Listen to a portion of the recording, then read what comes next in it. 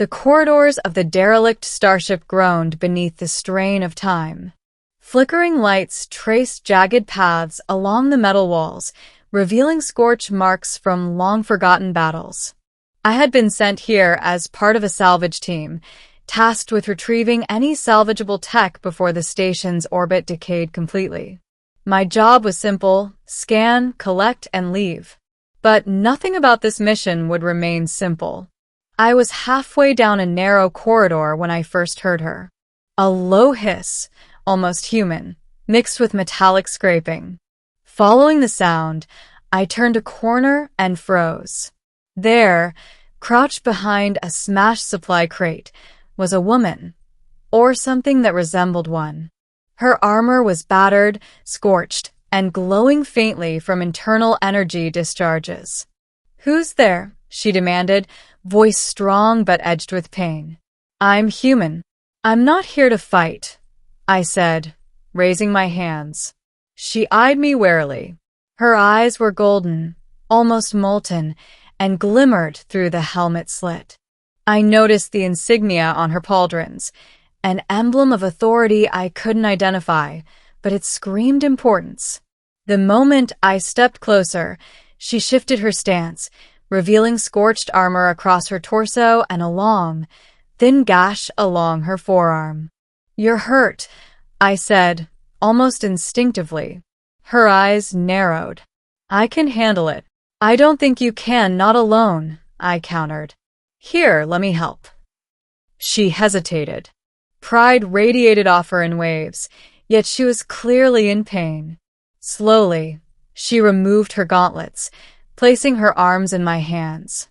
The warmth of her skin beneath the armor was alien, yet strangely familiar. I worked quickly, using my tools to realign the plates, reseal breached conduits, and patch scorched material. Every movement required precision. One wrong adjustment could cause a catastrophic overload. She didn't flinch when I touched her armor. In fact, she stayed unnervingly still, her eyes fixed on me.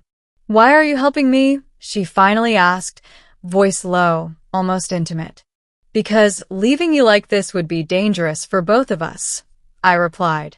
"Besides, it's the right thing to do." For a moment, there was silence. Then a faint smirk played across her lips, barely visible beneath the helmet. "Most humans wouldn't risk themselves for someone like me," she said. "Maybe I'm not most humans," I said with a wry smile. The armor's final panel clicked into place. I stepped back, satisfied that the integrity was restored.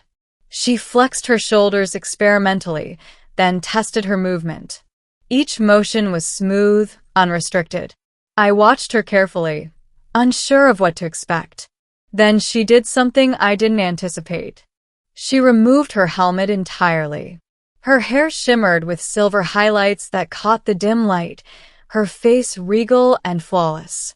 And in that moment, her eyes, no longer just striking, now piercing, locked onto mine with unwavering intensity. "I never told you who I am," she said softly. I tilted my head. "Then who are you?" Her lips curved into a small, almost amused smile. "I am the queen of this station," she revealed. The words hit me like a meteor strike. The air seemed heavier, charged with authority I could feel in my bones.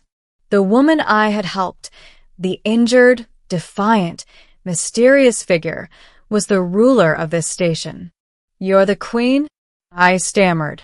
I didn't know." She shrugged lightly, almost dismissively. "I didn't think it mattered until now." I swallowed hard. Everything shifted, the stakes, my presence here, even the way I looked at her. Yet strangely, I felt no fear. Only a surge of responsibility and curiosity. "Then, I repaired the Queen's armor," I said, a faint smile tugging at my lips. "Yes," she replied, her voice a mixture of amusement and authority. "And you did it well." There was a pause, heavy with unspoken words. She studied me as I studied her. It was no longer just about the armor. It was about trust, power, and understanding. You didn't have to help me, she said. Any other human would have run. I didn't run, I said simply. I've faced worse than a broken suit of armor. Her lips parted in surprise, then softened into something warmer, almost human. Perhaps you are unlike other humans, she murmured. I stepped closer cautiously, feeling the hum of her armor beneath my hands once more, now in a less urgent, almost ceremonial way. Perhaps, I agreed. Time stretched thinly as we simply observed one another. Then she leaned back slightly, her regal composure returning. I should thank you properly, she said, voice steady but soft. Few would risk themselves for me. Few would see beyond my title to the person beneath. I didn't do it for thanks, I replied. I did it because it was right, and because I could. A faint blush rose along her cheeks, imperceptible to anyone else, but I noticed. She chuckled quietly, a sound that seemed to echo through the metal corridors, softening the harshness of the station around us. You may be the first human to ever make me smile willingly, she admitted, and the first to touch me without fear or hesitation. I'm not afraid of what you are, I said firmly. Only what you've been through, and maybe of what you might think of me now. Her gaze softened, almost imperceptibly. You have a strange courage, human, she whispered. Most would bow, beg, or flee. You repair, speak truth, and face me equally. I repair because I can fix things. I speak truth because hiding it changes nothing. And I face you because you deserve it, I said, locking eyes with her. She studied me for a long moment, then nodded slowly, almost approvingly. Then perhaps you are not just a visitor here. Perhaps you are someone I can trust. Her voice carried authority. Yes, but there was a thread of warmth now woven into it. A new beginning, a fragile truce between human and alien, authority and courage. I've never been good at titles, I admitted, but I know how to help. And I've never met a human who did this for me, she replied softly. Perhaps we are alike in ways neither of us imagined. The station hummed around us, alive with silent electricity. Yet for that moment, the world shrank to the two of us, the human who repaired the armor and the alien queen who revealed her truth. I should go, I said finally, stepping back. The team will wonder where I've been. She inclined her head. Go. But remember this, trust is earned, and you have earned mine tonight. I nodded, understanding the weight of her words. I won't forget, I promised.